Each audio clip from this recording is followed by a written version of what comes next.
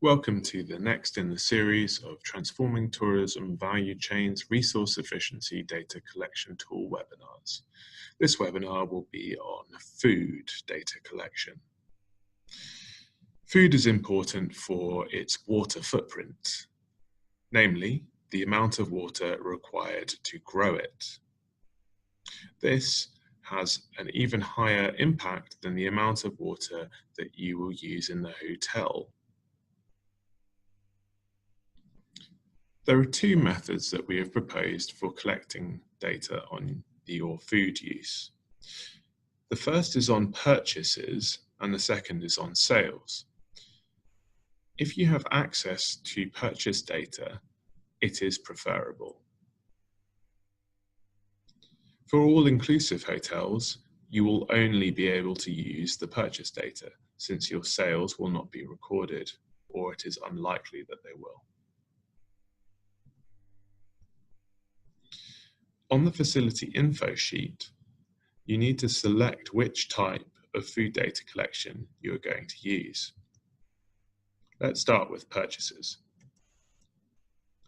When you select the option, you will see that a new tab has appeared. There is also another new tab of data summary for your food water footprint, which is here, and we'll come to that in a bit. To go to the data input sheet, click on the button. It just takes you to the other tab. At the top, there are a few instructions, and there also are some summary rows for each of the food categories, which can be used to transport data into the Gasmo tool. We don't need to look at that for the moment, so you can hide those rows and show them by clicking on these buttons. This method involves taking your food items that you purchase, assigning them a category, and then entering the amount purchased in kilograms. So an example could be beef.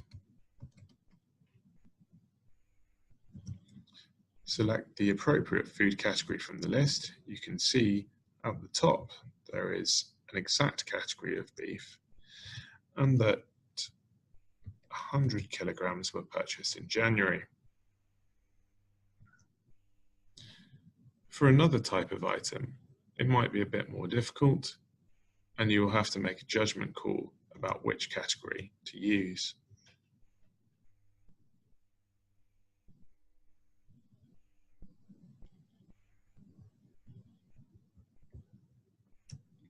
For example, if you purchase pizzas pre-made,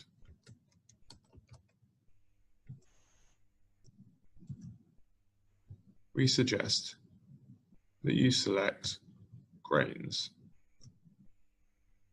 as the dough will be a significant proportion of the calories. And the dough will be appropriate for all pizzas, whereas many pizzas will have different toppings, and therefore you can't select based on topping. We'll put in another 100 kilograms of that as well.